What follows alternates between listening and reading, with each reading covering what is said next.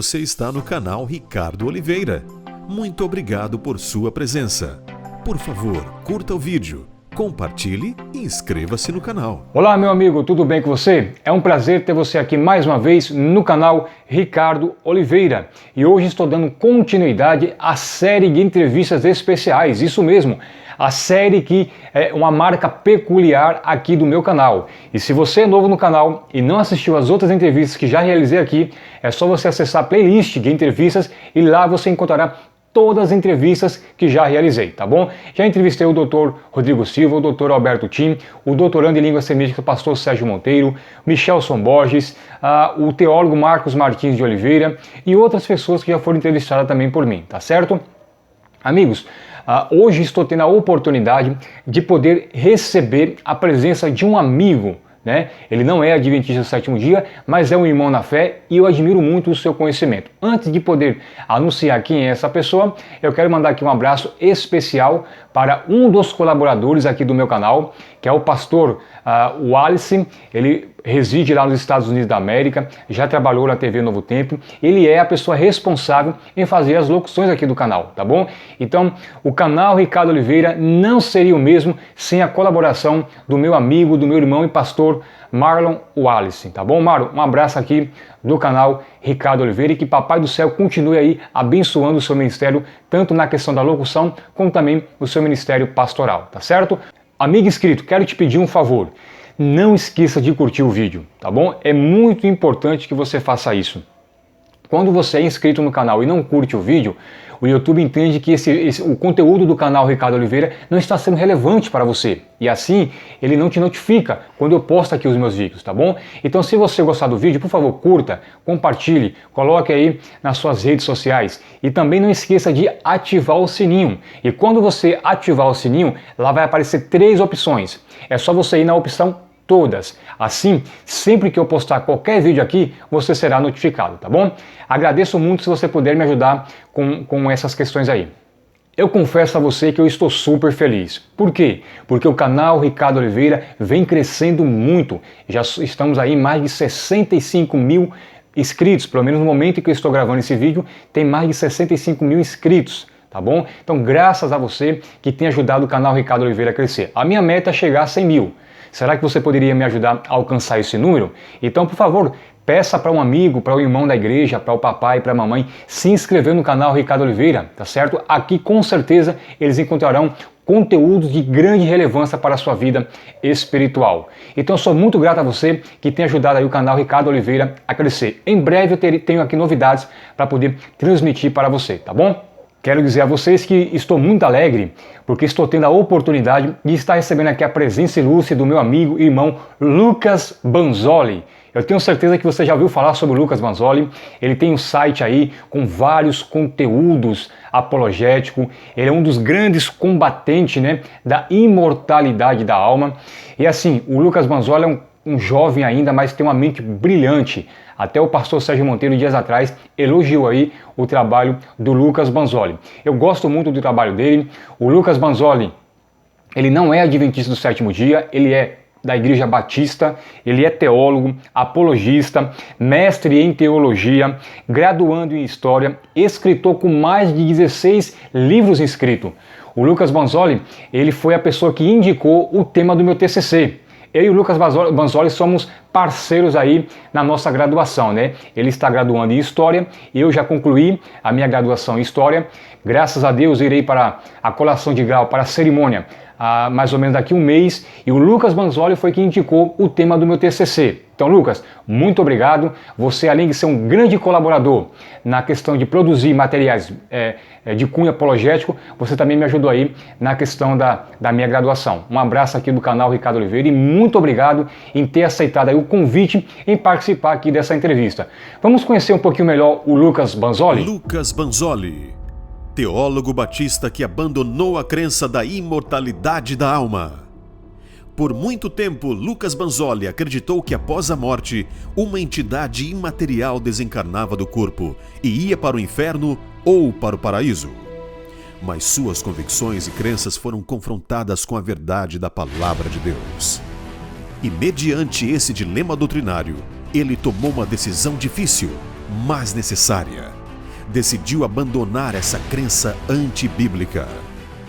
E hoje, Lucas se tornou um dos grandes campeões em combater essa doutrina de que existe um espírito ou alma que sai do corpo após a morte. E uma das suas obras mais conhecidas em combate a esta crença é o livro A Lenda da Imortalidade da Alma. Esse livro é espetacular. Teólogo, apologista, mestre em teologia, graduado em comunicação institucional, graduado em história, escritor com 16 livros escritos, será o convidado especial do canal Ricardo Oliveira. Isso mesmo, Ricardo Oliveira irá entrevistar o teólogo e apologista Lucas Banzoli. O que te impulsionou a abandonar a imortalidade da alma? A maioria das pessoas acreditam na imortalidade da alma, mesmo ela sendo uma doutrina errada. O Jamierson, ele respondeu a sua pergunta?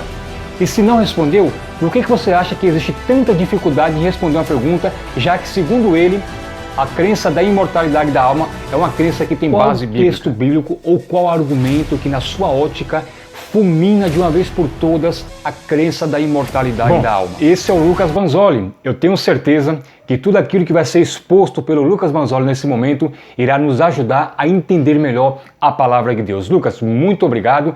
E o bom da sua presença aqui no meu canal é que joga por terra aí uma falácia, né, de que os adventistas do sétimo dia não interagem com outras pessoas.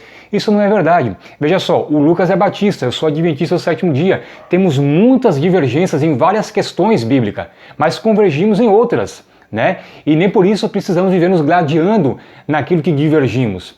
Podemos viver em paz, podemos viver em harmonia, apesar da divergência. Tá certo? Então, a presença do Lucas Banzoli aqui é um forte argumento de que, apesar da divergência, podemos sim viver em paz, em harmonia e seguimos a nossa caminhada cristã com os nossos pontos de vista diferentes, tá bom? Então, Lucas, valeu mesmo aqui por sua presença, sou muito grato por você estar aqui hoje no canal Ricardo Oliveira. Sem mais delongas, nesse momento quero te apresentar o Lucas Banzoli. Lucas, está dada a oportunidade para você poder se apresentar aqui para os inscritos do meu canal. E se você tiver algum projeto que você queira expor nesse momento, algum material que você queira indicar, o seu site também, fique à vontade, tá bom?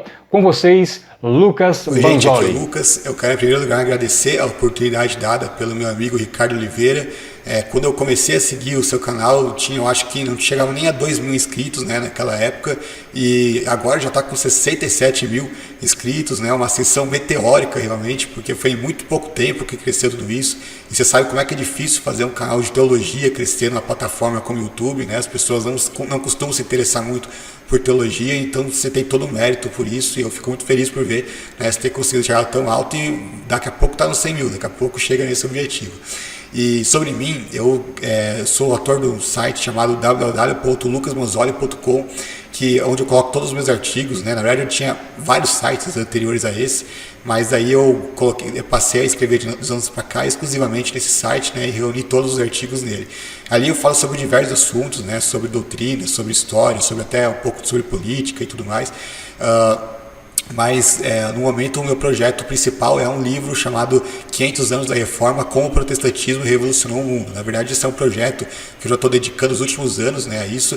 O primeiro volume foi publicado em 2017 e esse segundo volume eu já estou há mais de um ano escrevendo. O livro já está com mais de 900 páginas e graças a Deus eu já estou bem no finalzinho, assim. Eu espero que em uma semana já esteja pronto. Talvez quando esse vídeo for publicado ele inclusive já esteja pronto, né? Então dá uma passadinha lá no site www.lucasbanzoli.com, talvez já esteja lá. E todos os meus livros, o PDF eu disponibilizo gratuitamente e tem também a opção da compra da versão impressa por um preço acessível, né? Então é um trabalho assim que vale a pena conferir, porque não é apenas mais um livro de a história da reforma, né? Tem vários livros sobre isso. É um livro que trata especificamente das contribuições que a reforma deu ao mundo, né? Questões práticas, né? Nesse volume especificamente eu abordo principalmente a questão econômica, né? Como a reforma mudou a vida econômica e social das pessoas daquela época, como ela transformou o mundo, né? Revolucionou o mundo a se tornar aquilo que é hoje, né? Um mundo tecnológico, né? Desenvolvido, cheio de inovação, uma coisa bem diferente daquilo que ele era na Idade Média. Então a gente vê, né, todo o desenvolvimento humano, todo o desenvolvimento social, econômico, e isso tem muito a ver com a reforma, né? A reforma que impulsionou tudo isso. E para você saber como, é só ler o livro, né? Tem vários artigos que eu já publiquei sobre isso, Então, coincidentemente, acabou, né, que esse livro vai estar sendo publicado praticamente junto com esse vídeo, né? Então, acabou sendo bem uma coincidência bem oportuna, inclusive, né? Então, sobre mim, pessoalmente, eu sou formado em teologia, tenho mestrado em teologia, né, na Faculdade Teológica Batista do Paraná, que eu fiz em 2016. Também tenho uma pós-graduação em História e, no momento, eu estou no último ano da licenciatura em História, né? Então, basicamente, essas são as minhas duas áreas preferidas, né? História e teologia. E aqui, um dos temas que eu mais gosto da teologia, um dos temas não, acho que o tema que eu mais gosto da teologia é justamente a questão da imortalidade da alma, porque é um assunto que eu particularmente mudei o ponto de vista, né, em relação àquilo que eu pensava originalmente, e é um tema muito amplo e, ao mesmo tempo, um tema assim encantador, na minha opinião, porque você tem muita gama de informação sobre isso, tem muita questão histórica que isso toca também, tem muita questão teológica, tem versículos bíblicos assim, demais, que as pessoas muitas vezes nem conhecem, né? Muita gente está ainda no nível da superficialidade, mas esse é um assunto que é muito profundo e, para mim, é um assunto mais fascinante assim, da teologia, né? Que eu gosto muito de tocar. Então, é um prazer estar participando dessa entrevista hoje, ainda mais sobre um assunto tão empolgante. Lucas, muito obrigado pela apresentação. Vamos então para as perguntas? Eu tenho aqui ótimas perguntas para fazer a você. A primeira é um pouco tranquila, queremos te conhecer um pouco melhor. Eu sou membro da Igreja Metodista aqui da minha cidade, de São José dos Pinhais, que fica na região metropolitana de Curitiba, há aproximadamente um ano, né? Antes disso já fui de outras igrejas, né, pentecostais principalmente. Fiquei vários anos na comunidade Alcance do pastor Luciano Subirá, de quem inclusive eu sou um grande fã. Muito obrigado, Lucas, pela resposta. Vamos então para a segunda pergunta da nossa entrevista. Lucas, você é um campeão em combater a imortalidade da alma. Muitos artigos e livros foram escritos por ti combatendo essa crença. Só que no início você era imortalista. Então eu te faço a pergunta, o que te levou a abandonar essa crença que, segundo a sua visão, é antibíblica? O que te impulsionou a abandonar a imortalidade da alma? O que me impulsionou a abandonar a doutrina da imortalidade da alma foi basicamente a crença na doutrina bíblica da ressurreição.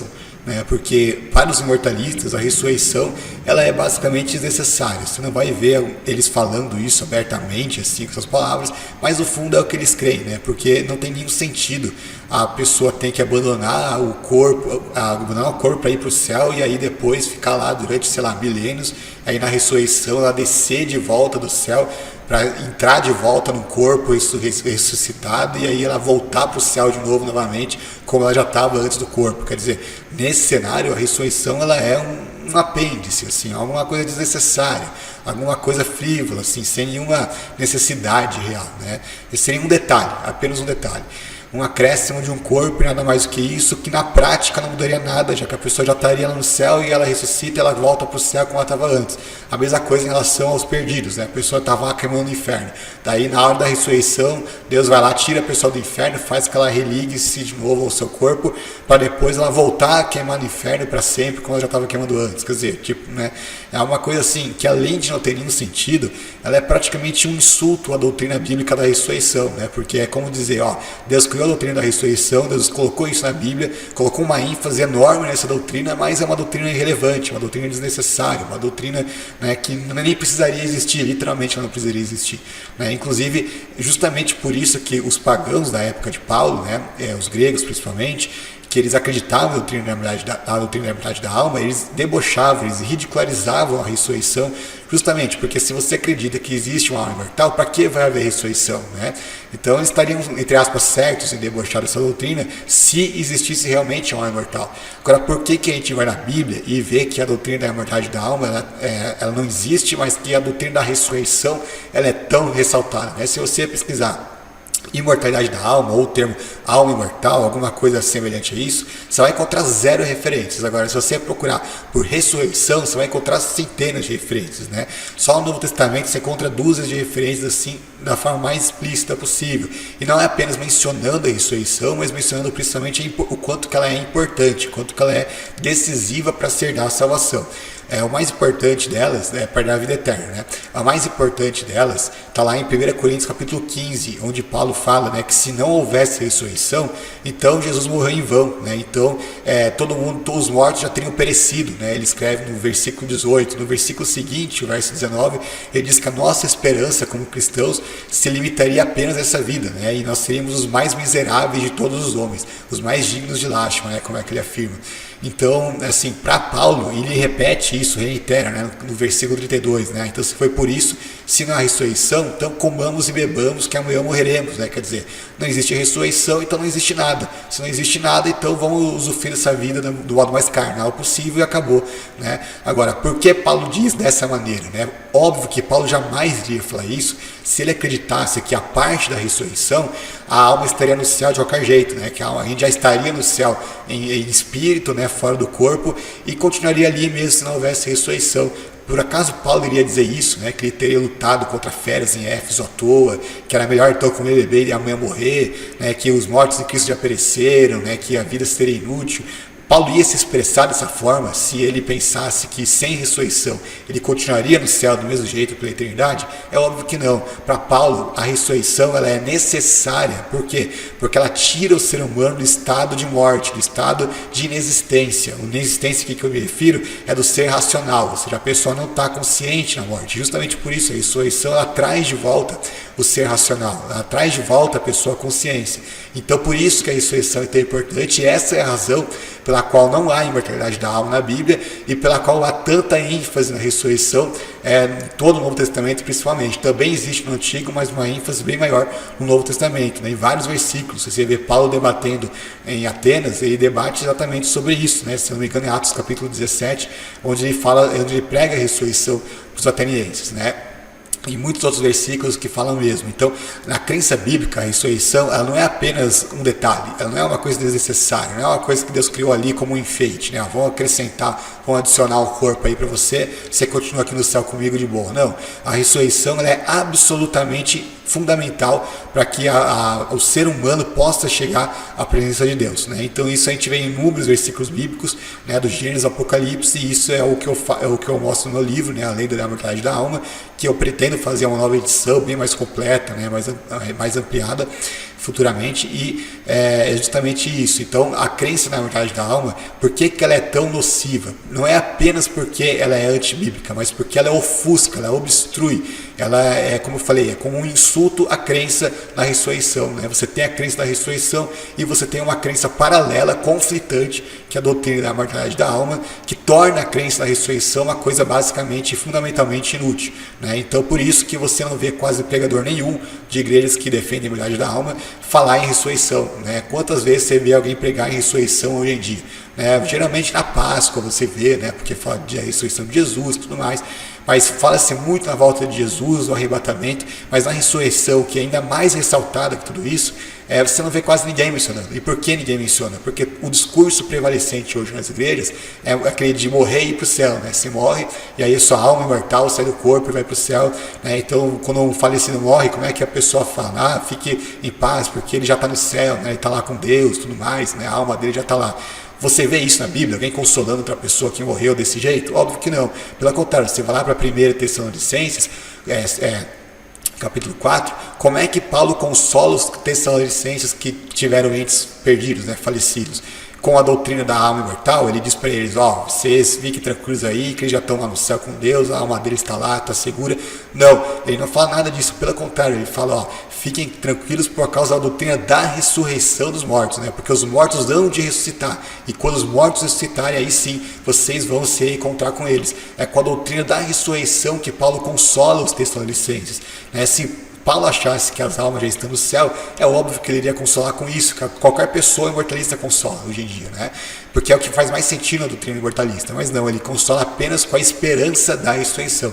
Por isso o termo esperança no Novo Testamento, quase sempre que ele ocorre, ele está atrelado à ressurreição especificamente, né? A esperança da ressurreição dos mortos. Inclusive Paulo, quando ele está no Sinédrio, ele diz, né, que ele está sendo julgado por causa da crença dele na ressurreição dos mortos. Esta era a grande esperança dos cristãos. Então, basicamente é isso. A crença na imortalidade da alma ela é falsa E primeiro e antes de tudo porque ela ofusca e ela conflita com a doutrina da ressurreição, o que, só para concluir, foi abordado por dois grandes estudiosos, né, o Samuel Baciotti e o Oscar Kuhlmann, né, um teólogo adventista, outro luterano, que eles escreveram livros, né, exatamente com esse título, né, Imortalidade da Alma ou Ressurreição dos Mortos, onde eles mostram esse contraste, essa antítese existente entre essas duas doutrinas. E é óbvio que se a Bíblia ensina tão claramente a ressurreição e não fala nada de imortalidade da alma, é porque a imortalidade da alma é evidentemente uma criação, uma fábula, né, que eles inventaram e não uma doutrina bíblica. Lucas, eu tenho aqui uma outra pergunta que ela é inquietante. Por que a maioria das pessoas acreditam na imortalidade da alma, mesmo ela sendo uma doutrina errada? Bom, a razão pela qual as pessoas ainda acreditam em imortalidade da alma, mesmo ela não sendo uma doutrina verdadeira, tem muito a ver com a doutrinação recebida ao longo de toda a vida, né? Porque a gente nasce já, uma das primeiras coisas que a gente ouve é sobre morrer e ir para o céu, né? Sobre a imortalidade da alma, sobre o espírito saindo do corpo e tudo mais. A gente praticamente não ouve nada sobre a ressurreição, mas ouve muito sobre a imortalidade da alma. Então, uma pessoa que desde cedo ela é ensinada por isso pelos pais, ela é doutrinada assim na igreja, ela ouve isso e todas as pessoas concordam com isso. Ela ouvir de repente, né, que a alma morre, na verdade, é até algo espantoso para ela, né, algo bem surpreendente. A maioria das pessoas não vai reagir a isso de uma forma, né, então tudo bem, vou estudar o assunto a fundo. Não, a maioria das pessoas vai reagir com espanto, com assombro, né, até na própria mídia, né, a doutrina com isso. Se você for ver os filmes, grande parte deles, né, se não todos, eles trabalham com a ideia de imortalidade da alma, né, eles mostram a alma saindo do corpo depois que morre, né, até séries de ficção, muitos falam disso, de aventura e tudo mais. Então você sempre você é ensinado assim de todas as formas possíveis, em todos os meios possíveis, né? Porque não é apenas a religião cristã que ensina isso, né? Se você for ver, o espiritismo ensina isso, a Nova Era ensina isso, né? Até os muçulmanos creem nisso, né? Tem várias vertentes diferentes que ensinam isso e todas elas têm uma ampla influência na sociedade. Então você acaba sendo doutrinado em relação à imortalidade da alma, mesmo de forma inconsciente, né? Mesmo no subconsciente você fica acreditando nisso. E aí quando você ouve uma teoria que é completamente antagônica a cada uma delas, isso é, como eu falei, é chocante para a grande maioria das pessoas. Eu mesmo, quando ouvi isso, pensei, nossa, como assim a alma morre, né? Esses caras têm alguma coisa errada, né? Só que, claro, graças a Deus eu preferi estudar a fundo ao invés de tomar conclusões precipitadas, mas a primeira reação que eu tive não foi tipo, vamos estudar só, né, vamos levar, não é como se eu tivesse levado a sério isso, entende? Porque a doutrinação é tanta, a gente tem uma convicção de que a alma é realmente imortal, que a gente realmente não consegue levar a sério, a princípio, a teoria de que a alma morre, né? Claro, depois que eu estudei a Bíblia de forma mais aprofundada, depois que eu fui, né, entender corretamente a doutrina da ressurreição e tudo mais, aí eu mudei de cosmovisão sobre isso. Entretanto, isso não é uma coisa que as pessoas costumam mudar facilmente, muito menos uma coisa que as pessoas reagem naturalmente quando elas ouvem, né? A reação natural da pessoa, ela é ir contra tudo isso, justamente por isso, porque as pessoas, elas já vão formando na estrutura mental delas esse preconceito em relação a pontos de vista contrários, né? Esse muro, né? Essa fortaleza para acreditar da mesma forma que elas sempre acreditaram. É a questão da tradição, né? Uma doutrina que vai sendo um erro que vai sendo repetido durante muito tempo, com o tempo ele acaba virando tradição. E a partir do momento que ele ganha o status de tradição, aí é muito difícil demolir esse muro, né? Porque aí a partir do momento que algo vira tradição, aí, né, praticamente dá adeus, porque vai ser muito difícil de destruir, porque a tradição na cabeça das pessoas é algo inviolável, é algo sagrado, é algo que tem o mesmo status da Bíblia, né? Aí fica complicado mesmo quando você mexe com a tradição, né, das pessoas, das igrejas e tudo mais. Então, se não fosse para essa questão da tradição e para a questão da doutrinação, do fato de você, desde o começo da sua vida, sempre ser ensinado dessa maneira, isso tudo vai condicionando as pessoas a acreditarem que isso é verdade, a despeito de não ser. Então elas acabam pensando que essa é uma doutrina muito sólida, não porque ela tenha feito um estudo bíblico muito aprofundado, analisado todos os pontos de vista, com mente aberta, né? Não, apenas porque ela foi ensinada dessa maneira a vida inteira, né? Então ela acaba pensando que essa doutrina tem uma solidez, quando na verdade ela é uma doutrina extremamente frágil, né? Que não está estabelecida em fundamentos sólidos. Então esse que é o grande problema, por isso que eu sempre insisto, né? Vamos estudar tudo, colocar tudo à luz da Bíblia, né? Tirar porque muitas vezes a gente pode estar errado em coisas que a gente acha que está completamente certo, coisas que a gente nem pensa na possibilidade de estar errado, pelo simples fato de que a gente sempre foi ensinado assim, então a gente acha que isso tem que ser verdade, muitas vezes não é, né? Então é sempre algo muito desafiador a gente acabar confrontando as nossas próprias crenças, né? para ver se elas realmente são corretas ou não. Lembra muito o texto de Atos que diz, né, que os de Tessalônica, os de Bereia eram mais nobres que os de Tessalônica, porque eles analisavam todos os dias as escrituras para ver se o que Paulo dizia era mesmo assim. Então, se até o que Paulo dizia tinha que ser analisado à luz das escrituras, né, para ver se era correto, imagine então que uma igreja diz, que uma tradição diz, uma confissão religiosa diz, né, ou um pastor ou padre, né, em especial. Então, vamos colocar tudo à luz da Bíblia, mas, como eu falei, isso aí não é um processo simples, porque isso mexe com a estrutura mental das pessoas, isso às vezes até as pessoas levam no âmbito pessoal, né, porque às vezes aquilo que a pessoa crê, ela acha que é uma coisa tão sagrada, tão, né, inviolável, que você falar que ela está errada numa doutrina específica é como se você estivesse insultando a honra pessoal delas, né. Infelizmente, algumas pessoas pensam assim, por isso que, como eu falei, é muito difícil encontrar pessoas que tenham realmente a mente aberta, né. A maioria das pessoas, elas até acham que tem, mas na verdade, quando você tenta confrontar elas, né, minimamente com a escritura, né, de uma forma educada e tudo mais, você vai ver que elas reagem de uma forma extremamente impulsiva, né, colérica muitas vezes, porque justamente ela tá sendo desafiada a acreditar que tudo aquilo que ela pensou a vida inteira, né, que ela foi ensinada a vida inteira, está errado. E a maioria das pessoas não sabe lidar com isso. Próxima pergunta. Lucas, há mais ou menos 3 a 5 anos atrás, o pastor adventista Patrick Siqueira teve a oportunidade de participar de um debate no programa Vejam Só com o pastor Jamierson, que acredita na imortalidade da alma. Na ocasião, eles debateram sobre o texto de Lucas 23, que fala sobre a questão se o ladrão foi para o paraíso ou não naquele mesmo dia. Pois bem, eu me recordo que você fez algumas observações acerca desse debate e mostrou aí algumas imprecisões acerca da narrativa utilizada pelo pastor Jamierson. E você fez uma pergunta nessas observações e até hoje essa pergunta ela não foi respondida. Já faz mais ou menos de 3 a 5 anos e o pastor Jamierson não respondeu. A pergunta é o seguinte: em qual parte da Bíblia é dito que Sheol é o lugar para onde as almas fora do corpo vão após a morte? Então foi feita essa pergunta e até hoje o pastor Jamierson ele não respondeu. Se a imortalidade da alma é uma doutrina bíblica, segundo o pastor Jamierson, é uma doutrina que tem base histórica, base bíblica, por que tanta dificuldade em responder uma simples pergunta? Você pediu um texto e até hoje esse texto não foi mostrado. Eu queria saber de você, o Jamierson, ele respondeu a sua pergunta? E se não respondeu, por que você acha que existe tanta dificuldade em responder uma pergunta, já que, segundo ele, a crença da imortalidade da alma é uma crença que tem base bíblica? Esse artigo aí sobre o Jamierson você pegou do fundo do baú mesmo, né? Porque já vai fazer aí uns 5 anos que eu escrevi esse artigo aí, refutando os argumentos de Jamierson no debate com o pastor Patrick, e já vai fazer 5 anos, até agora nada de refutação, né? Ele falou que ia refutar, que minha hora estava chegando, até agora eu estou esperando minha hora chegar, né? Mas quem sabe até a volta de Jesus ele faça essa refutação aí, que eu estou esperando ansiosamente.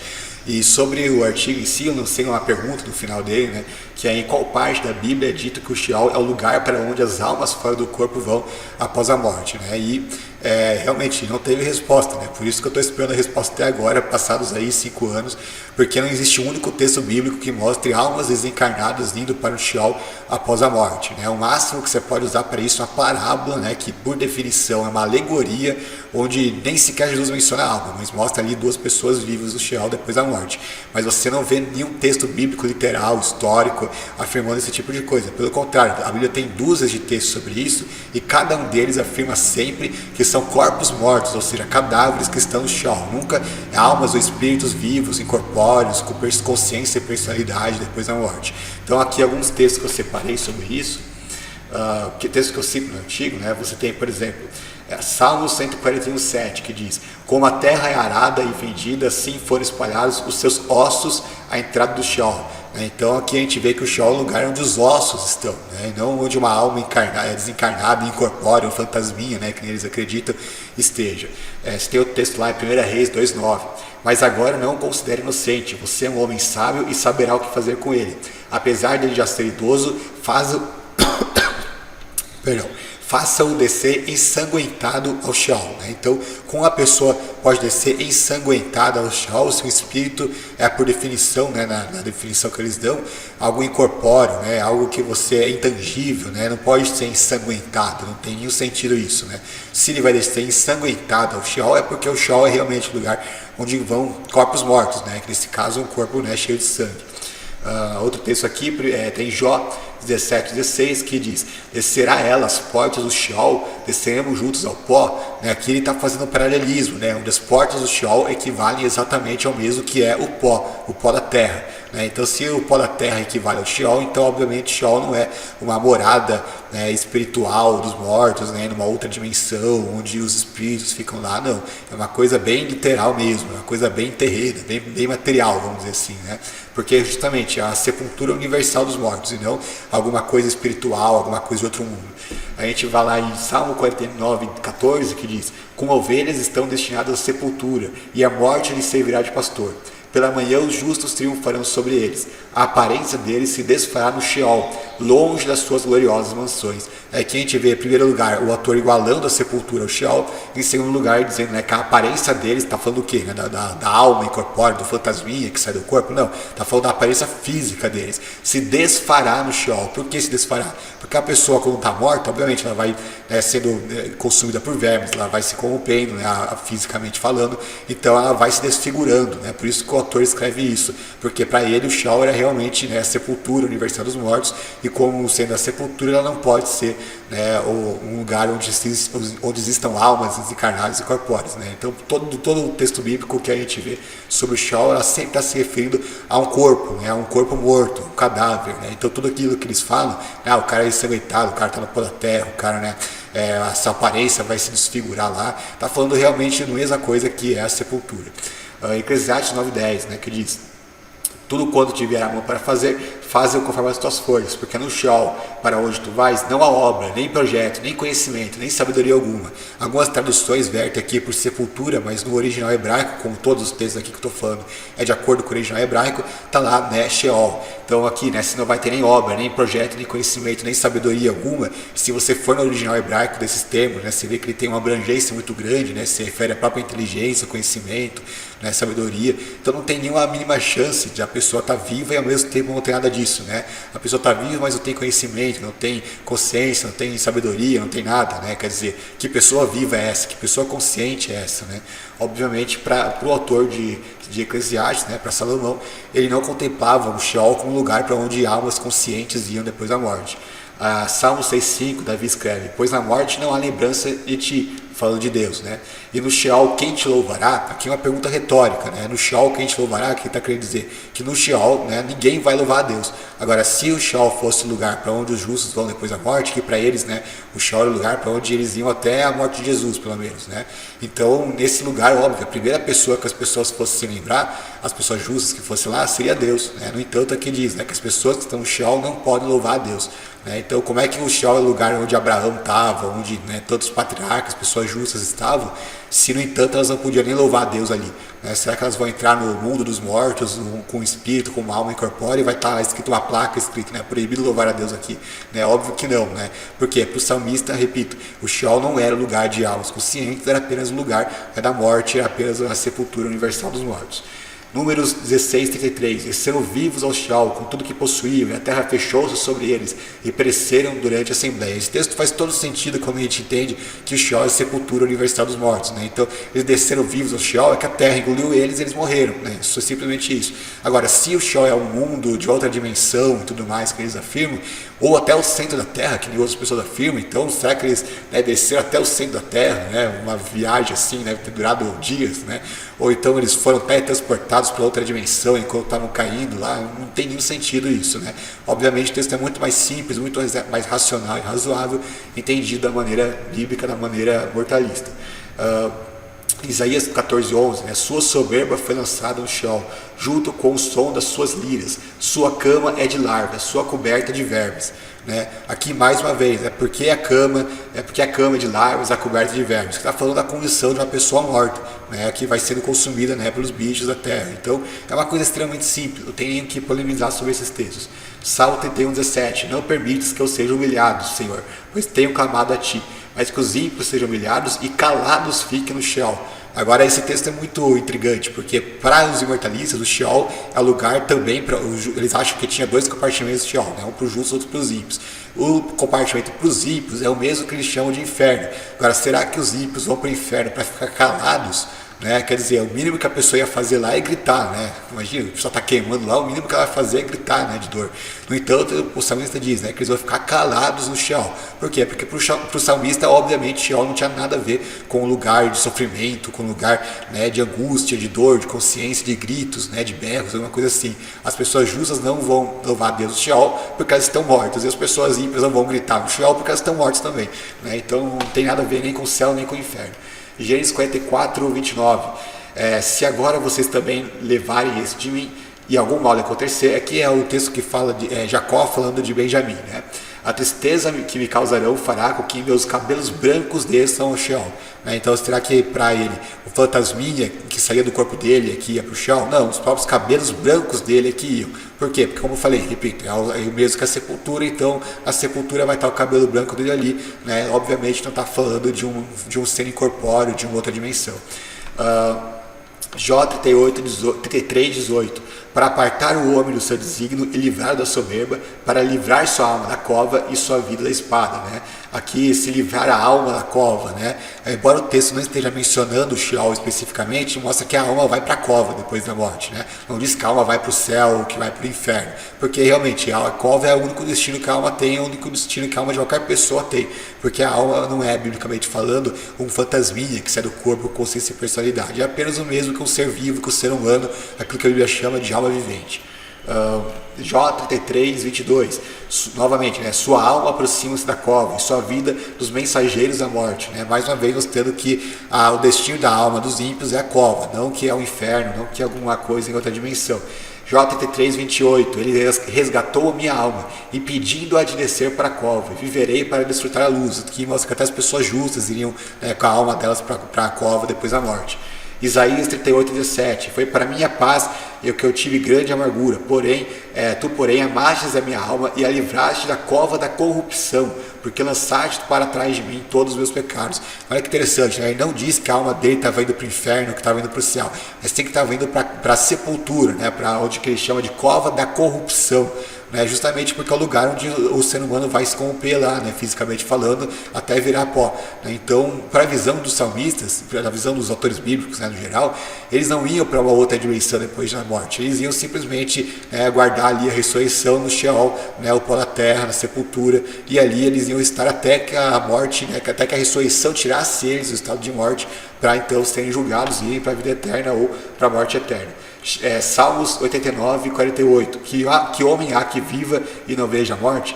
Livrará ele a sua alma do poder do Sheol, né? Mais uma vez, aqui todo mundo vai para o Sheol, na visão do salmista, né? Isso também refuta alguns que afirmam que só os ímpios vão para o Sheol e os justos já vão direto para o céu. Aqui ele diz, não, que homem há que vai livrar a sua alma do poder do Sheol? A resposta implícita dessa pergunta retórica é, obviamente, não.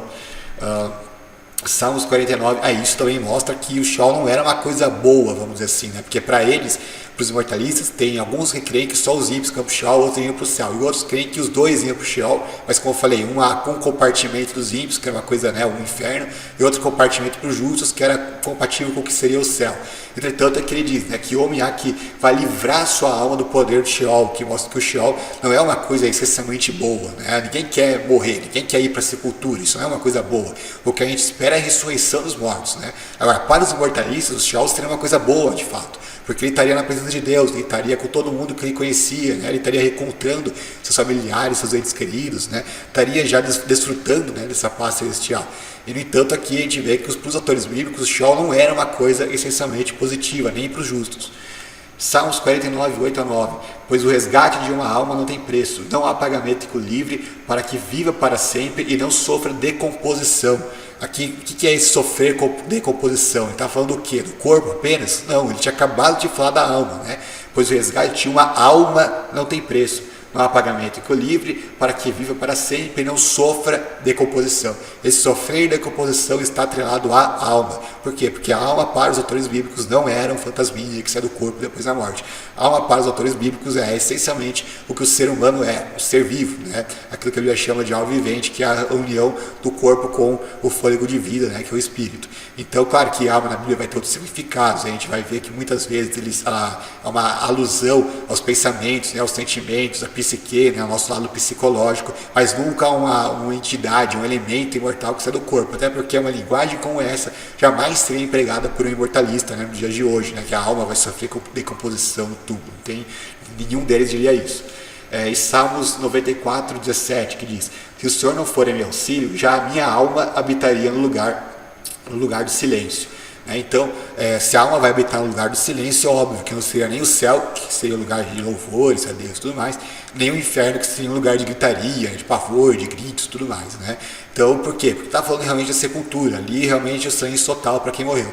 Então, todos os textos bíblicos que mencionam o Sheol direto ou indiretamente, eles deixam perfeitamente claro que não é um lugar de vida consciente onde os mortos vão depois de mortos, né? Por isso que é o único texto, repito, o único texto que os imortalistas podem usar, que eles já usaram alguma vez a vida, para tentar fundamentar essa crença, é uma parábola, né? Aquela de Lucas 16. Porque a Bíblia inteira, né, que você tem aí 66 livros, um conteúdo gigantesco, menciona Sheol milhares de vezes, é um exagero, mas menciona pelo menos dezenas de vezes, porque você não tem uma única menção a como sendo lugar de vida consciente depois da morte, senão uma parábola que é por definição uma alegoria, né? Justamente porque na visão bíblica não é um lugar para onde as pessoas vão conscientemente após a morte. Por isso, o único modo de se referir a esse lugar como sendo um lugar de vida, entre aspas, seria justamente numa alegoria, numa parábola, né? Que é onde, né, em cujo contexto esse tipo de linguagem é permitido ser usado. Então, é basicamente isso, por isso estou esperando, né, até agora o Jamerson responder essa pergunta. Já, como eu falei, já faz 5 anos, né, eu não tenho muitas esperanças assim, mas vai que um dia ele responde e até seria bem bacana se ele respondesse. Dias atrás, eu tive o prazer de poder entrevistar o Dr. Rodrigo Silva, e entre algumas perguntas que eu fiz, eu perguntei acerca desse texto de Lucas 23, porque a tese doutoral do Dr. Rodrigo Silva foi acerca desse texto, e ele pôde provar, dentro de uma universidade católica, que esse texto ele está traduzido errado em várias traduções bíblicas, e ele prova que o ladrão não foi para o paraíso naquele mesmo dia, tá bom? Então, se você tiver interesse e quiser aprender mais sobre esse assunto, é só você acessar aqui a entrevista que eu fiz com o Dr. Rodrigo Silva, e ele de forma exclusiva falou sobre essa questão de Lucas 23 e sobre a sua experiência em fazer uma tese acerca desse assunto. Lucas, para não tomar muito o seu tempo, assim, de uma forma bem direta e objetiva, qual texto bíblico ou qual argumento que, na sua ótica, fulmina de uma vez por todas a crença da imortalidade da alma? Bom, para mim o argumento mais forte contra a imortalidade da alma é justamente o argumento da ressurreição, né? Mas como eu já falei sobre isso numa das respostas anteriores, então eu vou aqui dar uma outra resposta, né? Que se a imortalidade da alma fosse verdadeira, a gente deveria encontrar ela numa quantidade absurda de textos, né? Tem um livro chamado Os Pais da Igreja contra a Imortalidade da Alma, onde eu uso como base alguns livros, né, de autores que eram imortalistas da época, que escreveram na mesma época dos escritores bíblicos, né, de autores que criam a imortalidade da alma, e mostra que eles se expressavam de uma forma extremamente explícita, tipo, indiscutível, do mesmo modo que hoje ninguém discute que o Platão acreditava na imortalidade da alma, né, que outros autores gregos e romanos, né, até anteriores a eles, né, egípcios, acreditavam na imortalidade da alma, da mesma forma que os gnósticos acreditavam nisso. E por que a gente não discute se eles acreditavam ou não na imortalidade da alma? Justamente porque isso era uma coisa óbvia, isso era uma coisa assim, qualquer texto que você pegasse deles, você via isso da forma mais explícita possível, assim, né? Não havia nem espaço para discussão. O simples fato de uma Bíblia gigantesca, né, de Gênesis e Apocalipse, haver ainda discussão sobre isso, já mostra que, no mínimo, né, os autores bíblicos não faziam nenhuma questão de tentar, né, endossar essa crença imortalista. Por quê? Porque, como eu falei, é muito mais fácil você se expressar de uma forma clara, explícita e contundente em favor da imortalidade da alma do que contra, né? Porque para você provar a imortalidade da alma na Bíblia, seria muito simples, basta um texto que dissesse a alma é imortal, acabou, né? Basta um texto que dissesse que a alma saiu do corpo e foi para outro lugar depois da morte, né? Claro, que não fosse uma parábola, que é a única coisa que eles têm, e pronto, acabou, né? Então, o fato da gente ver que na Bíblia inteira não tem um único texto explícito, né, claro, contundente, que afirme isso. Todos os textos que eles usam se voltam contra eles mesmos quando a gente faz uma hermenêutica dessas passagens, não tem explicações perfeitamente lógicas e sólidas, né, do ponto de vista mortalista, já mostra que a crença deles é extremamente frágil biblicamente, porque, como eu falei, todos os autores que não criam em todos os autores que criam em imortalidade da alma se expressavam, né, essa doutrina da forma mais clara, né, da forma mais indiscutível possível, como qualquer pessoa faz até os dias de hoje, né, das que creem nessa doutrina. Então, o fato dessa doutrina ser discutida e o fato dessa doutrina reconhecidamente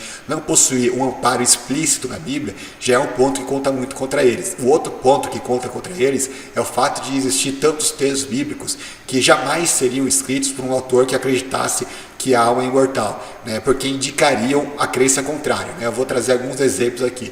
Salmo 146:4. Quando o espírito deles se vai, eles voltam ao pó, e naquele dia perecem os seus pensamentos. Algum imortalista em sã consciência escreveria isso desse jeito, né, que no dia que ele morre, os seus pensamentos perecem, né? Lógico que não. Por quê? Porque para eles, a pessoa que morre, ela mantém os pensamentos dela através da alma, porque a alma que seria responsável pelos pensamentos. Os pensamentos seriam uma função da alma para os imortalistas. Então, o fato da pessoa morrer fisicamente seria até indiferente, a alma continua viva, os pensamentos continuariam em existência, né? Continuariam atuando. Então, para o salmista dizer que quando a pessoa morre, os pensamentos dela perecem, né? Ou seja, deixam de existir, então é porque, obviamente, a pessoa humana deixava de existir, não como se ela continuasse viva em uma outra dimensão. Isaías 38, 18 e 19 também, né? Pois não pode louvar-te o Sheol, nem a morte contar-te louvores. Os que descem para a cova não podem esperar na tua fidelidade. Os vivos, somente os vivos, esses te louvam como hoje eu faço. Pois o Pai fará notória aos filhos a tua fidelidade. Então, por que ele diz aqui que só os vivos louvam a Deus, que os mortos não podem louvar a Deus o Sheol? Porque é como que a gente falou, né, como a gente viu anteriormente, os mortos não estão conscientes para poder louvar a Deus. O Sheol não é um lugar, uma morada assim, onde os espíritos estejam e eles estão lá conscientes para adorar a Deus, para louvar a Deus e tudo mais. Senão jamais o autor bíblico teria se expressado nesses termos, né? Qualquer um naquela época poderia confrontá-lo e dizer: não, Isaías, você está louco dizer isso, né? A pessoa sai do corpo, ela continua viva, ela está lá louvando a Deus, isso aqui não tem nada a ver, né? No entanto, muito claramente ele se expressa dessa forma. Por quê? Porque ele sabia que não existe vida após a morte e antes de uma ressurreição. Ou seja, na condição de morto não existe vida nenhuma. Salmo 105, inclusive é o texto que a gente já leu, né? Na morte não há lembrança de ti, e no Sheol quem te louvará. Eclesiastes 9:5. Pois os vivos sabem que hão de morrer, mas os mortos não sabem de coisa alguma. Tampouco esperam eles recompensa, mas o sonho mora fica entregue ao esquecimento. Algum imortalista se expressaria nesses termos? Né? Óbvio que não. 1 Coríntios 15, 22 e 23. Porque assim como em Adão todos morrem, assim todos serão vivificados em Cristo, cada um, porém, na sua ordem. Cristo as primícias, depois os que são de Cristo na sua vida, né? Então só na volta de Jesus que os mortos vão ser vivificados, que eles vão entrar na condição de vivos, né? Eles não ganham vida antes disso. Atos 2:34. Porque Davi não subiu aos céus, mas ele mesmo declara: disse ao Senhor, ao meu Senhor, assenta-te à minha direita. Então, será que eles iam dizer, né, já no Novo Testamento, que Davi não tinha subido aos céus, sendo que Davi era um homem justo, segundo o coração de Deus, né? Seria altamente improvável. Mateus 13:40. Assim como o joio é colhido e queimado no fogo, assim será na consumação deste mundo. Quando é que os ímpios vão ser castigados, né? Quando eles vão ser lançados no inferno, no Gênesis? Agora, nesse momento atual, não, na consumação do mundo, de acordo com o Senhor Jesus. João 14, 2-3. Na casa de meu pai há muitas moradas, se assim não fora, eu vou teria dito, pois vou preparar-vos um lugar, e quando eu for e vos preparar um lugar, voltarei e vos receberei para mim mesmo, para que onde eu estou, estejais vós também. Então, quando que Jesus vai nos tomar para ele? Né? Só quando ele voltar, e não antes disso, né? Não como se cada pessoa morresse e a alma já fosse encontrar com Deus lá no céu. Hebreus 11, 39-40. Esse é um dos textos mais contundentes. Ora, todos estes que obtiveram bom testemunho por sua fé, não obtiveram, contudo, a concretização da promessa, por haver Deus provido coisa superior a nosso respeito, para que eles, sem nós, não fossem aperfeiçoados. Ou seja, Por que que os mortos do passado não obtiveram a concretização da promessa? Naquele contexto, ele estava falando justamente da promessa da cidade, da Jerusalém celestial, né? Da cidade celestial que Deus havia prometido para eles, né? Eles morreram nessa esperança. No entanto, eles não alcançaram a promessa. E você pergunta, por que então eles não alcançaram? Para que eles, sem nós, ou seja, sem os vivos, não fossem aperfeiçoados. Por quê? Porque nós dois estaremos juntos na glória, no mesmo momento. Quando Jesus voltar, e os vivos forem arrebatados e os mortos ressuscitados. E nesse momento, os dois se encontram e os dois juntos entram na glória. Por isso que o autor de Hebreus diz, né, que eles sem nós não vão ser aperfeiçoados, porque eles não vão alcançar a concretização da promessa até que isso aconteça. Né? Esse texto é extremamente categórico e extremamente importante. 2 Timóteo 4, 6 a 8. Quanto a mim, Paulo falando, já estou sendo oferecido por libação, e o tempo da minha partida é chegado. Combati o bom combate, completei a carreira, guardei a fé.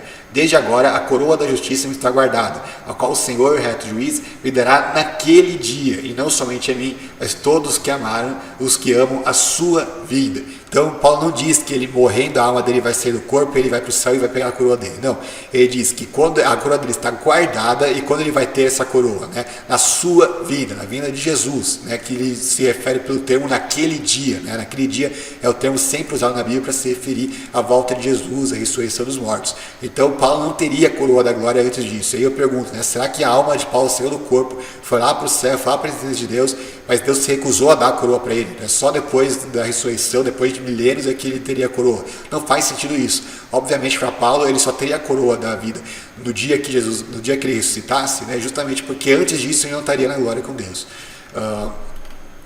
Outros textos aqui que eu separei, 2 Timóteo 1, 16 a 18. Conceda ao Senhor misericórdia à casa de Onesíforo, porque muitas vezes me deu ânimo e nunca se envergonhou das minhas algemas. Antes, tendo ele chegado a Roma, me procurou solicitamente até me encontrar. O Senhor lhe conceda naquele dia, mais uma vez a gente vê a expressão naquele dia, está falando do dia da volta de Jesus, da ressurreição dos mortos, achar misericórdia da parte do Senhor.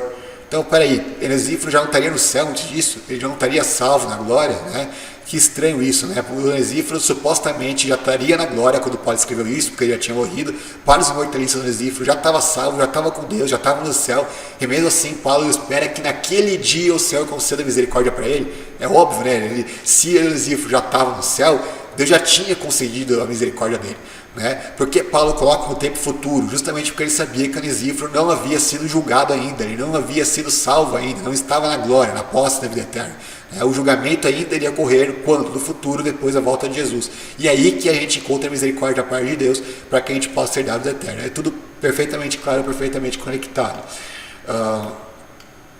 E 1 Timóteo 6,16 que fala, Deus que fala, né? Texto bem clássico esse, Deus que é o único que possui, ele só, a imortalidade. Então, mais uma vez, se a gente possuísse a imortalidade na forma de uma alma imortal, então logo esse texto seria falso, já que a gente seria uma exceção à regra, né, e não apenas Deus possuiria a imortalidade. Romanos 2,7, e Deus dará a vida eterna aos que, perseverando e fazer o bem, buscam glória, honra e imortalidade. Se a imortalidade fosse algo que todo mundo tivesse naturalmente, através de uma alma imortal dentro dela, então, obviamente, a gente não teria que buscar a imortalidade. Para a gente buscar a imortalidade, em primeiro lugar, porque a gente não tem, ninguém busca aquilo que já possui. Em segundo lugar, porque nem todo mundo vai alcançar, né? Porque se todo mundo vai alcançar, para que buscar? Né? Então, esse texto só já prova duas coisas. Primeiro, que nós não temos a imortalidade atualmente, né? Nós não temos uma alma imortal que nos garantiria a imortalidade. E segundo, que nem todo mundo obterá a imortalidade. Isso mostra que nós somos mortais e que depois da ressurreição os justos herdarão a imortalidade, não os ímpios, né? Os ímpios não vão ter uma vida eterna no inferno. Eles vão ser castigados por tanto proporcional aos pecados deles, então vão para a morte eterna, para a inexistência, não para uma vida eterna. Lucas, eu não posso terminar essa entrevista sem te fazer uma pergunta. Eu tenho que te colocar aí na mira da verdade, meu amigo, é isso mesmo. Aproveitando aqui a sua presença e o seu conhecimento, quero aqui te fazer uma pergunta que ela é muito conhecida aí, é a questão lá da parábola do rico e Lázaro. Artigos já foram feitos, muitos livros já foram escritos, debates já foram pautados com esse tema, onde alguns sustentam a literalidade dessa parábola, tentando validar assim a imortalidade da alma, e outros que pensam de forma diferente. Tá certo?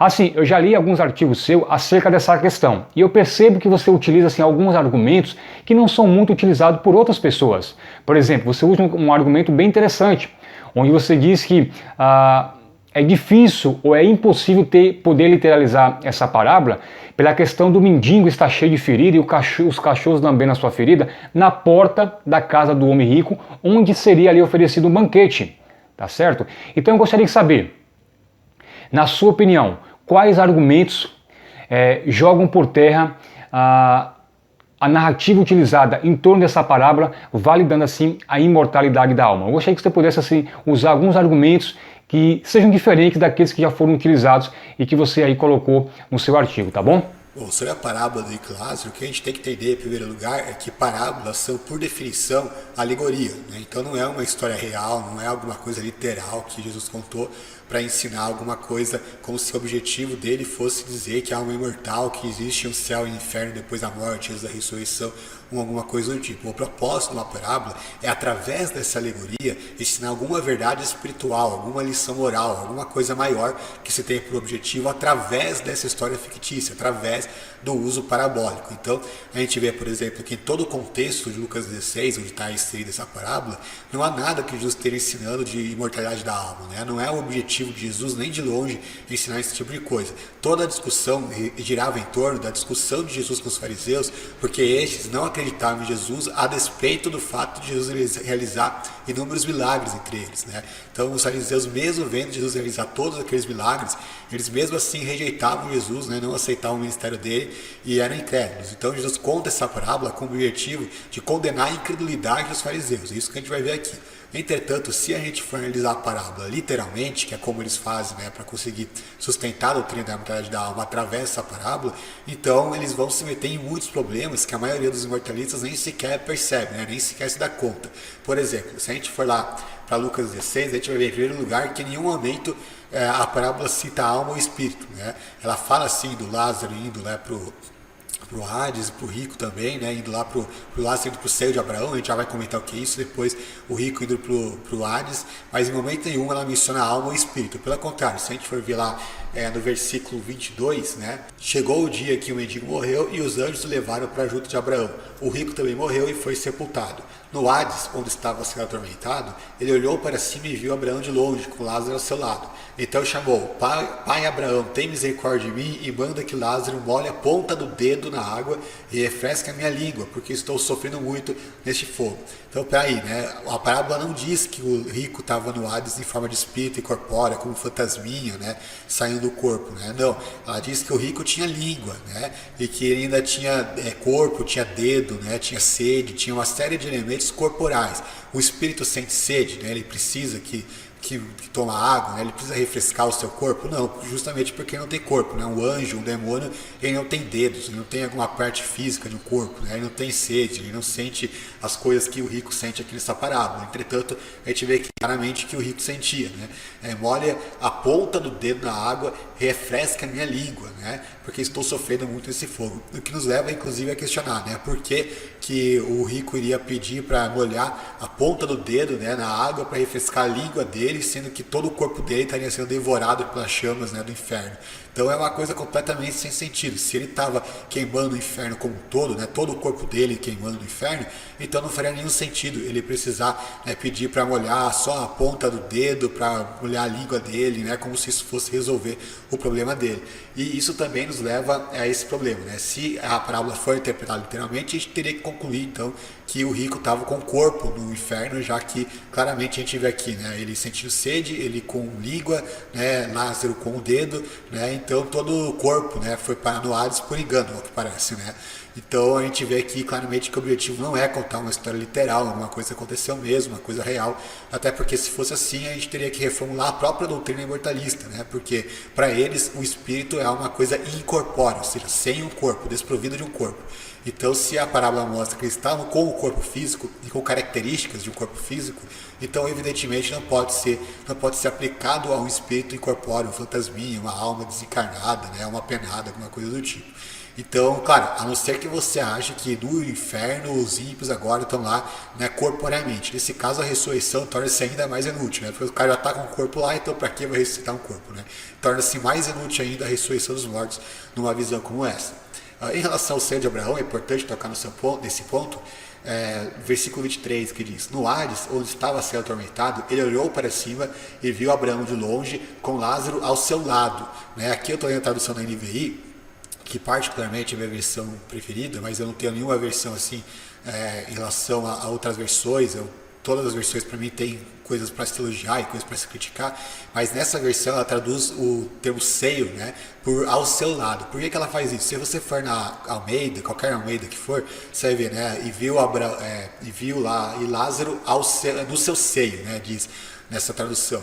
Agora, nessa versão ele vem e traz Lázaro ao seu lado. Qual versão está traduzindo corretamente? Se você for no original grego, vai estar seio mesmo. Só que para os hebreus, essa expressão, né, o seio, ela não está se referindo a um lugar, né, ao compartimento onde a pessoa vai no mundo pós-morte, chamado o seio de Abraão. Né? Não, aqui quando a pessoa fala, ele está no seu seio, ele está se referindo justamente a estar próximo dessa pessoa. Né? Por isso que ele veio corretamente traduz de acordo com a equivalência de sentido, né, com Lázaro ao seu lado. Então, tudo que o texto está dizendo aqui é que Lázaro estava próximo de Abraão, e não que existe um compartimento chamado seio de Abraão, até porque não tem nenhum texto bíblico do Gênesis e Apocalipse, tirando essa parábola, que mencione um lugar chamado seio de Abraão. Né? Eles inventaram na teologia deles, eles criaram um lugar novo que não existe em lugar nenhum por causa dessa parábola, né? Especificamente. Inclusive levantam um questionamento, né? Se o seio de Abraão é um compartimento, é um lugar, né? Assim, então, para onde iam os ímpios antes de Abraão? Né? Eles iam para o seio de Abraão antes mesmo de Abraão existir? É uma coisa meio bizarra, né? Então a gente vê que essa expressão não está falando que existe um lugar chamado seio de Abraão, como consta na teologia sistemática de muitos dos teólogos mortalistas. Ela apenas está falando que Lázaro estava próximo de Abraão. Nada além disso, era apenas um hebraísmo, né? Uma força de expressão hebraica, assim como também nós temos várias forças de expressão no nosso idioma que a gente não deve tomar literalmente. Né? Se a gente fala, né, tira o seu cavalinho da chuva, ninguém vai imaginar que a gente vai pegar o cavalinho na chuva e vai tirar dali. Não, é uma força de expressão, né, para se referir, para de ser prepotente, né, para de ser presunçoso. Né? Então, da mesma forma, quando ele fala, né, Lázaro estava no seio de Abraão, não é que existe um lugar chamado seio de Abraão e Lázaro estava lá, mas sim que Lázaro estava próximo de Abraão, de acordo com o hebraísmo que eles usavam. Em relação aqui, vou continuar lendo a parábola, verso 25. Mas Abraão respondeu: filho, lembre-se que durante a vida você recebeu coisas boas, enquanto Lázaro recebeu coisas más. Agora, porém, ele está sendo consolado aqui e você está em sofrimento. E além disso, há entre nós e vocês um grande abismo, de modo que os que desejam passar do nosso lado para o seu, ou do seu para o nosso, não conseguem.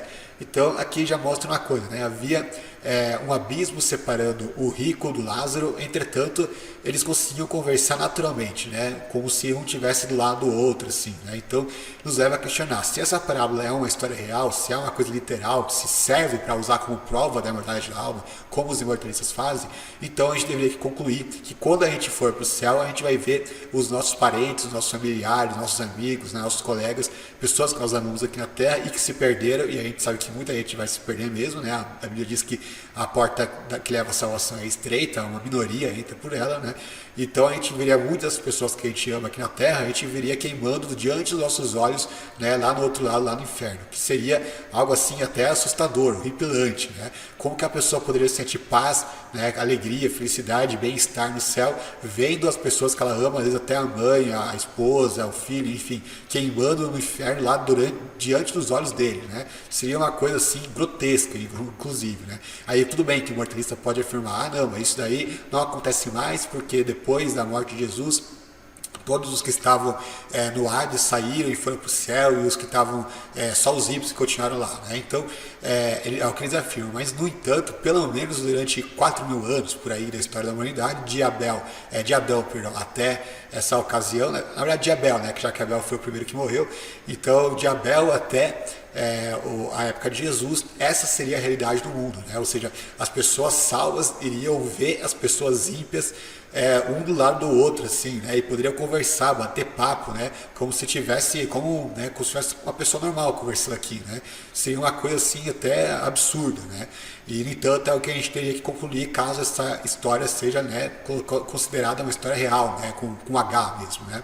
E a gente ainda tem uma outra conclusão que a gente chegaria, porque além disso nos levar à conclusão de que é possível que justos e ímpios conversem, né?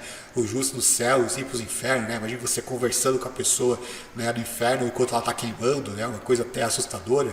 Além disso, isso nos levaria à conclusão de que é possível você trazer alguma coisa do céu ao inferno, né? Porque aqui o rico pede, né, para Lázaro molhar a ponta do dedo na água, e apesar de existir um grande abismo entre eles, o que, né, aparentemente não era problema para eles conseguirem conversar com o outro, né? Apesar de estar todo mundo no inferno lá, devia estar um som, uma gritaria do quinto dos infernos mesmo, né? E no entanto, mesmo assim, eles conseguem conversar naturalmente com o outro, né? Como se um tivesse aí do lado do outro, batendo papo numa boa, né? Um cenário bem irrealístico no máximo possível. E no entanto, os dois conseguem conversar naturalmente, né? Como se estivesse do lado do outro, como se não tivesse um monte de gente gritando lá junto com ele, como se não tivesse o som do fogo e um monte de coisas. Isso mesmo tendo um abismo do lado do outro, né? Se interpondo entre eles. E além disso, seria possível jogar uma água lá do céu até o inferno. Tipo, né?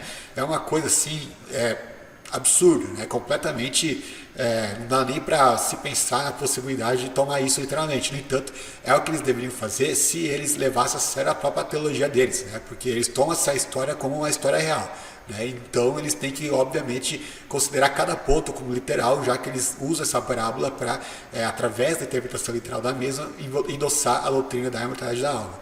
Então a gente vê aqui, né, no verso 26, né, que fala, né, há um grande abismo, de forma que os que desejam passar nosso lado para o seu, nem do seu lado para o nosso, não conseguem. E ele respondeu, então eu lhe suplico, pai, manda Lázaro ir à casa de meu pai, pois tenho 5 irmãos, deixa que eles avise, a fim de que não venham também para este lugar de tormento.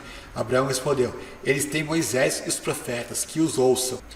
Aqui é necessário explicar que esse Moisés e os profetas não se refere a Moisés em pessoa ou os profetas em pessoa, né?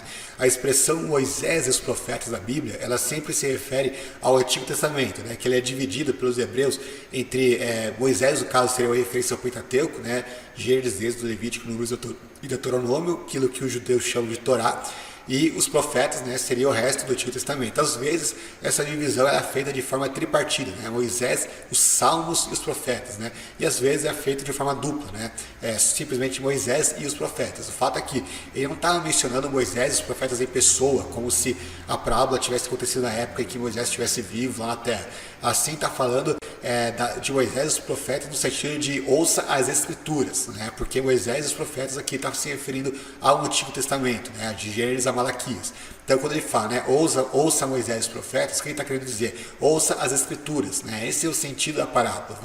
Se você não ouve o que as escrituras ensinam, se você não ouve a palavra de Deus, é óbvio que você não vai escutar, mesmo que um morto ressuscite, né? Aí que a gente entra no versículo seguinte, versículo 29, né? Eles têm Moisés e os profetas que os ouçam. Não, pai Abraão, disse ele, mas se alguém dentre os mortos fosse até eles se arrependeriam. E aí ele responde, se não ouvem Moisés e os profetas, tampouco se deixarão convencer, ainda que ressuscite alguém entre os mortos. Então, aqui a gente vê, né? Mesmo que um morto ressuscite, ainda assim eles não vão acreditar. Por quê? Porque eles já rejeitam as escrituras. Deus enviou Moisés, enviou os profetas para eles, né? Deus enviou aos judeus a Sagrada Escritura, e mesmo assim eles continuavam rejeitando, né? Toda a escritura apontava para Cristo, e mesmo assim eles rejeitavam Cristo. Então ele diz, né, mesmo que um morto ressuscite, isso não vai ser suficiente para eles aceitarem, né, porque eles têm o coração endurecido, né. Então a gente vê que esse é o sentido da parábola, não que no sentido de que existe realmente uma alma imortal que sai do corpo após a morte, e essa alma tem um corpo físico, essa alma sente sede, precisa ser molhada e tudo mais. Não é esse o sentido da parábola. O sentido da parábola é, mesmo que um morto ressuscite, né, mesmo que um morto volte à vida, ainda assim isso não seria suficiente para convencer pessoas incrédulas que já rejeitaram a palavra de Deus, né? E a palavra de Deus ali naquela ocasião era o próprio Jesus Cristo, né? Que é a palavra de Deus encarnada, viva ali entre eles. E outro detalhe interessante é que a parábola diz, né, ainda que um dos mortos ressuscite, não diz, mesmo que eu envie uma aparição, né, de uma alma, um espírito que vá aparecer lá para eles, né? Então, que nem os católicos acreditam, né? Aparições marianas e tudo mais. Não, o modo em que alguém poderia aparecer aos vivos, no caso, seria somente através de uma ressurreição, e não através de uma aparição, né? De um espírito, alguma coisa assim, que nem os espíritos, que nem os católicos acreditam, né? Se você quer voltar à vida, é apenas através da ressurreição, não existe outro meio. Então, o que a parábola nos indica? Em primeiro lugar, se a gente analisar todo o contexto, você vê que essa parábola do rico Lázaro, ela está numa série de parábolas, eu até anotei aqui no meu livro, uma série de parábolas aqui, né? Versículo capítulo 14, tem a parábola da grande festa. Capítulo 15, a parábola da ovelha perdida. Capítulo 15 também, parábola da moeda perdida. Ainda capítulo 15, parábola do filho pródigo. Capítulo 16, parábola do administrador desonesto. Capítulo 16, parábola do rico e Lázaro. Capítulo 17, parábola do empregado. Capítulo 18, a parábola da viúva do juiz. Se a gente for ver, essa parábola de Lucas 16, ela está inserida num contexto parabólico, ou seja, tem uma série de parábolas que Jesus ia contando, né? Geralmente uma em sequência da outra, e aí entre essas parábolas se encontra a do rico e Lázaro, né? No contexto de uma série de parábolas. Aí a gente pergunta, qual que é a finalidade dessas parábolas? Embora cada parábola tenha um objetivo específico, a maioria delas era para criticar a incredulidade dos judeus, né? Particularmente dos fariseus. Então, a maioria das parábolas elas se relaciona a isso. Se a gente fizesse uma exegese de cada uma delas, a gente ia chegar a essa conclusão, não apenas essa. Perdão, não apenas essa, mas a maioria das parábolas que Jesus contava tinha esse intuito, né? Então, claro que aqui a gente não vai analisar uma a uma, senão eu iria ficar muito tempo aqui, mas a gente vê que a maioria das parábolas ela tinha essa finalidade, né? Que era justamente, ele contava essas parábolas para repreender a incredulidade dos judeus incrédulos, né? Então, a parábola de Lázaro está inserida nesse contexto. Por quê? Porque os judeus, inclusive os fariseus, né, que eram os que mais perseguiam Jesus, eles não acreditavam em Jesus, mesmo com Jesus realizando muitos milagres entre eles. Inclusive o milagre da ressurreição. Quem Jesus ressuscitou? O Lázaro, né? E aqui quem que é o único que é mencionado nominalmente na parábola é justamente o Lázaro, né? Eu não acho que isso será coincidência de modo nenhum. Por quê? Porque Jesus ressuscitou Lázaro e mesmo assim os fariseus perseguiram ele, né? Tá lá no Evangelho de João, né? Mostra, né, que mesmo os fariseus tendo visto que Lázaro ressuscitou de verdade, ainda assim eles quiseram perseguir Jesus depois disso, né? Ou seja, ao invés deles verem a ressurreição e acreditarem, né, em Jesus, não, pelo contrário, vamos perseguir ele porque senão ele vai convencer mais gente, né? Então o nome Lázaro não está nessa parábola aí à toa, né? Ele está justamente porque remete àquela pessoa que Jesus citou e mesmo assim eles não acreditavam nele, né? Então justamente por causa disso. Em relação ao rico, quem representava o rico, né? Eram justamente os próprios fariseus, né? Porque os fariseus se achavam os mais dignos do reino espiritual, né? Eles achavam os sucessores de Abraão, né? Os filhos de Abraão, eles achavam que sentavam na cadeira de Moisés, né? Eles achavam os bambambam, né? Eram eles que Jesus focava na maioria das vezes e que ele criticava os judeus. Então a gente vê que os fariseus eles estão representados nessa parábola justamente por aquele rico, né? Por que rico? Porque eram aqueles que se achavam os maiorais naquela época e eram realmente reconhecidos como os maiorais naquela sociedade judaica. Então Jesus cita o rico e em contraste ele cita o Lázaro, né? Então o que o Lázaro representava nessa parábola? A gente viu que o Lázaro, o nome Lázaro não está aí à toa, né? Porque Jesus ressuscitou um homem chamado Lázaro. Aqui essa parábola diz, né, que mesmo que ressuscitasse alguém dentre os mortos, eles não acreditariam, né? Quando o rico pede para que mandasse Lázaro voltar para a terra, né? O que é bem curioso, né? Já que os fariseus não acreditaram na ressurreição de Lázaro quando Jesus ressuscitou Lázaro, né? E aqui na parábola o rico manda Lázaro voltar à terra para que eles acreditem, né? E Jesus fala, rapaz, não vai acreditar, né? Por quê? Justamente porque eles não tinham acreditado, né? E o rico, no caso, ele representa, como eu falei, os fariseus, que se achavam os ricos, maiorais, né, espirituais. E, no entanto, a gente vê que a situação real deles era o contrário, né? Por isso que Jesus inverte a situação entre eles desse pós-morte, né, da parábola, que é um meio alegórico, como eu já falei. E é curioso notar que o próprio Abraão, que é mencionado nessa parábola também, ele não está na parábola à toa. Por quê? Porque a gente viu, se Jesus contou essa parábola para rebater justamente esses judeus incrédulos, né, que mais atacavam Jesus, né, principalmente os fariseus, então por que Abraão está lá? Justamente porque eles se amparavam em Abraão, né? A gente vê várias ocasiões nos evangelhos onde esses judeus, eles dizem, né, não, nós somos filhos de Abraão, né? Nós nunca fomos escravos de ninguém, Abraão é nosso pai. Ou seja, eles se refugiavam em Abraão, eles usavam Abraão como uma forma de status pessoal, né? Eles se amparavam em Abraão como se Abraão estivesse aprovando os atos deles, como se pelo fato de eles serem sucessores de Abraão, né? Pelo menos da forma que eles acreditavam que eram, então isso os legitimasse, né? Então isso fizesse deles aprovados aos olhos de Deus, né? Como se eles fossem pessoas mais especiais por serem supostamente filhos de Abraão. E Jesus aqui usa Abraão contra eles, né? Da mesma forma que ele usa Lázaro, ele também usa Abraão na parábola, né? Porque é o próprio Abraão que está repreendendo eles na parábola, né? Porque, como eu falei, o rico aqui é uma representação desse tipo de judeu que está que está ali atacando Jesus. E aqui esse tipo de judeu que se amparava em Abraão, né, para se legitimar. E aqui Jesus usa o próprio Abraão para condenar esse judeu, né, para condenar esse tipo de judeu.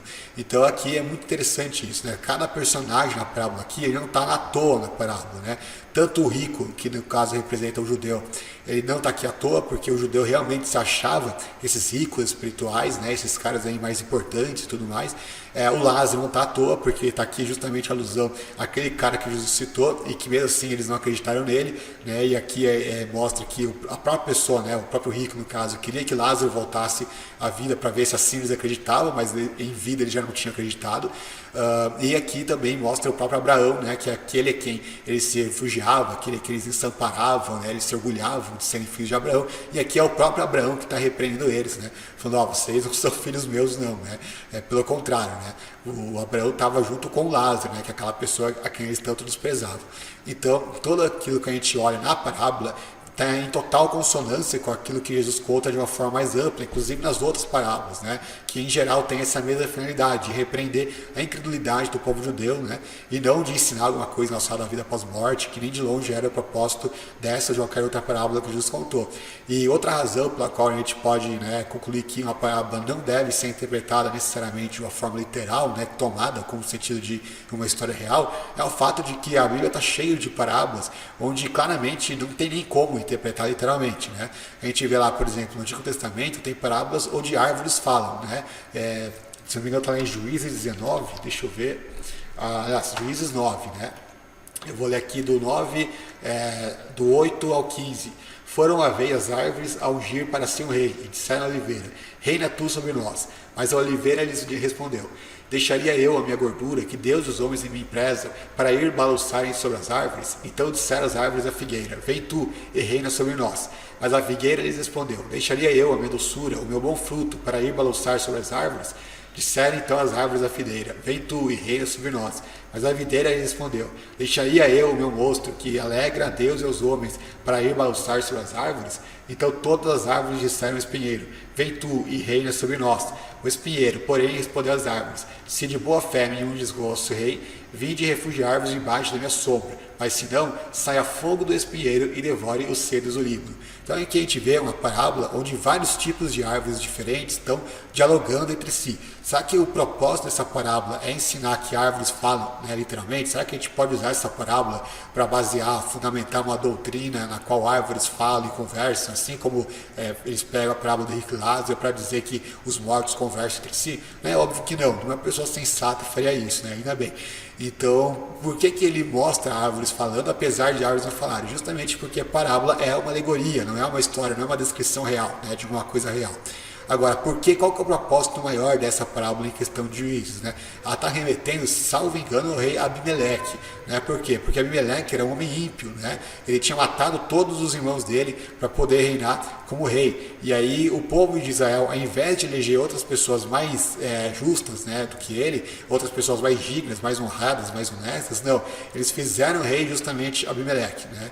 Então é que ele conta essa parábola justamente com o meio de ilustrar isso que aconteceu, né? Não é o objetivo dizer que árvores realmente conversam entre si, que isso daí que está escrevendo foi um fato histórico, que realmente teve um cedro no Líbano e conversou lá com um espinheiro e tudo mais. Não é esse o propósito, né? Claramente não é. Mas é uma alegoria que remete a essa realidade maior, que é uma realidade espiritual aqui retratada alegoricamente. Então, da mesma forma que nessa parábola árvores falam, mas o propósito não é ensinar que árvores falam, porque o propósito é uma coisa maior, uma coisa que se tira através dessa ilustração simbólica. Da mesma forma, na parábola do rico e Lázaro, né, não é que pessoas realmente saem do corpo, vão para o inferno ou vão para o céu, que elas conversam entre si, que tem seu corpo lá no Hades, no Sheol, né, que elas estão lá, né, batendo papo, que elas estão lá, um jogando água no outro. Não é esse o propósito da parábola, não é isso que ela está ensinando. Da mesma forma que a gente não vai fundamentar uma doutrina de árvores falantes baseadas nesse texto de Juízes, a gente também não vai fundamentar uma doutrina de mortos falantes ou mortos-vivos, né, baseado em Lucas 16. Tudo tem um propósito maior através do uso da alegoria, né, através dessa parábola. E essa, inclusive, não é a única ocasião em que árvores falam, né? A gente vê lá outra parábola lá de 2 Reis 14:9, que diz: porém, Jeoás, rei de Israel, enviou a Amazias, rei de Judá, dizendo: o cardo que está no Líbano enviou ao cedro que está no Líbano, dizendo: dá tua filha para mulher ao meu filho. Mas os animais do campo que estavam no Líbano passaram e pisaram o cardo, né? Então aqui mais uma vez, será que o propósito era dizer que realmente, né, houve um cardo que estava lá no Líbano, que um pisou, que o cardo dá uma mulher dele para outra árvore? Óbvio que não era esse propósito. O propósito, mais uma vez, é retratar uma mensagem, uma realidade espiritual através do uso da parábola, né? Através da alegoria parabólica. Exatamente a mesma coisa acontece lá na parábola de Lucas 16. Então muita gente diz, né? Então se a parábola não prova a verdade da alma, então Jesus mentiu, né? Então eles concluem isso, né? Então Jesus é mentiroso porque Jesus teria ensinado isso. Lógico que não. Por quê? Porque se algo é por definição uma alegoria não tem por finalidade ser literal. Né? Então, obviamente, a gente não pode dizer alguém mente quando alguém conta uma piada, por exemplo. Né? Quando alguém conta uma piada, você vai dizer, você é um mentiroso, porque isso aí não aconteceu? Claro que não, porque quando uma pessoa conta uma piada, já está pressuposto que ela não está contando uma história real, mas sim alguma coisa que ela está inventando na cabeça dela para um propósito maior. No caso da piada, o propósito maior é causar risada. Né? No caso da parábola, o propósito maior é ensinar uma verdade espiritual, mas isso está por detrás da literalidade, não na literalidade, não na superfície, mas por detrás daquilo. Ou seja, aquilo que isso remete, aquilo que isso ensina espiritualmente. Né? Então, basicamente isso. Né? Então, obviamente, Jesus não está mentindo quando ensinou isso, porque não tinha nenhuma intenção de ser literal e nenhum dos seus ouvintes interpretaria literalmente uma parábola, porque naquela época parábolas eram muito mais usadas do que hoje em dia, né? Ainda mais entre os judeus, eles estavam bastante habituados a parábolas, eles sabiam que parábolas eram alegorias, da mesma forma que nenhum judeu pegava o Antigo Testamento, esses textos aí, né, das parábolas de árvores falantes, para concluir que árvores falam, também nenhum judeu iria pegar essa parábola de Lucas 16 para concluir que mortos estão vivos em outro mundo, ou que eles conversam entre si, ou qualquer coisa do tipo, né? Eles sabiam que isso era apenas um uso alegórico de alguma coisa, de uma história, né, com E e não com H, para ensinar uma realidade maior, que é a realidade espiritual, que é realmente o propósito pelo qual Jesus estava ensinando aquilo. Né? Então, que o propósito pelo qual Jesus contou essa história aí de Lucas 16, a partir do versículo 19. Então, mais uma vez, né, se você for usar essa parábola para literalizar, para usar ela, né, como uma prova da vontade da alma, você teria que literalizar, em primeiro lugar, tudo que está nessa parábola, né, o que levaria a gente a horrores, a absurdos, a coisas absolutamente, né, contraditórias com todo o resto da Bíblia, não apenas contraditórias com o resto da Bíblia, mas até com a lógica e com o bom senso e com a própria teologia imortalista, né? Porque, repito, eles não ensinam que os ímpios estão no inferno com um corpo físico, como o rico estava, né? Eles não ensinam que a gente pode conversar com as pessoas que estão lá do outro lado, né? Eles não ensinam um monte desse tipo de coisa que está na parábola. Então é assim, né? Quando é para provar a imortalidade da alma através da parábola, eles literalizam, né? Eles ensinam que Jesus está falando isso literalmente. Agora, quando é para tomar o que Jesus disse nessa parábola de uma forma literal, para endossar e para fundamentar o próprio tipo de céu e inferno que eles acreditam, aí eles não pegam mais como literal. Aí não, né? Só serve para provar a imortalidade da alma. Mas o resto que está na parábola, não, isso daí esquece, isso daí joga fora, isso daí, né? Isso daí eles admitem tomar como alegórico, né? Então é dois pesos, duas medidas. Eles realmente não levam a sério o próprio argumento deles. Porque a partir do momento que eles usam essa parábola para dizer, né, que Jesus realmente acreditava na imortalidade da alma, o que eles estão dizendo? Que essa parábola é uma história real, né, que é um ensino literal. Porque senão não faria sentido usar isso como argumento. Agora, a partir do momento em que você diz que isso daqui é literal, você tem que acreditar que tudo isso daí é literal. E não apenas pegar um versículo ali ou outro, né? Não, você tem que pegar toda a parábola como literal. Né? E aí, nesse caso, eu refutaria a própria teologia deles, né? Porque, eu repito, tudo aquilo que essa parábola ensina vai contra a teologia deles, a não ser, claro, a própria questão lá da sobrevivência da alma, apesar da parábola nem mencionar a alma, né? Enfim, então a gente vê aqui várias coisas que mostram, além do que, se a gente fosse literalizar essa parábola, seria por bem a gente ter literalizar todas as parábolas da Bíblia, né? Por que só essa seria literal? Por que outras não, né? Então, e se a gente fizesse isso com as outras, a gente chegaria a um monte de absurdos, incluindo esse, né, de que árvores falam. Então, basicamente isso, realmente, quem usa esse argumento da parábola do rico e Lázaro para fundamentar a própria doutrina, precisa, em primeiro lugar, rever a sua própria doutrina mortalista, né? Mudar tudo aquilo que ele acredita sobre o céu e o inferno, e só depois vir usar isso contra o Muito obrigado, Lucas, pelas respostas. Fico muito grato aqui por sua participação. O canal Ricardo Oliveira está sendo honrado aqui com a sua presença e eu tenho certeza que o conteúdo que por ti foi exposto nesse momento irá servir aí como um grande material em combatermos essa crença antibíblica que é a imortalidade da alma. Que Papai do Céu continue abençoando a sua vida, tá bom? Nesse momento eu quero te dar a oportunidade de fazer as suas considerações finais. Bom, como considerações finais, Eu queria, mais uma vez, né, lembrar que eu acabei de publicar um novo livro, né, que provavelmente quando esse vídeo for postado no canal do Ricardo Oliveira, ele já vai ter sido postado no meu site, né, já vai ter sido publicado, e o PDF é gratuito, é um livro, né, que ficou com 1090 páginas, né, é um livro bem completo mesmo, tudo sobre, se você gosta, né, disso, sobre questões econômicas, né, capitalismo, a tese de Max Weber, do espírito do capitalismo e a ética protestante do espírito do capitalismo. Se você se interessa por isso, se vê como o desenvolvimento do mundo, né, foi impulsionado pela Reforma Protestante e todas as outras contribuições que a Reforma deu no campo cultural, então eu recomendo fortemente que você baixe meu livro lá, o PDF, ou compre a versão impressa, está lá no meu site www.lucasmanzoli.com, que também tem uma série de outros estudos, né, inclusive sobre a imortalidade da alma, tem uma aba lá só sobre aniquilacionismo, né, tem vários artigos sobre isso. E então, se você quiser, tá lá, é só baixar, é tudo de graça. Então, obrigado mais uma vez, meu amigo Ricardo Oliveira, por ter propiciado esse espaço para essa entrevista aqui, foi muito legal, muito proveitosa. E um abraço a todos vocês, paz a todos vocês que estão em Cristo, valeu, falou. Valeu, Lucas, muito obrigado. Que Papai do Céu continue abençoando o seu ministério, o seu trabalho.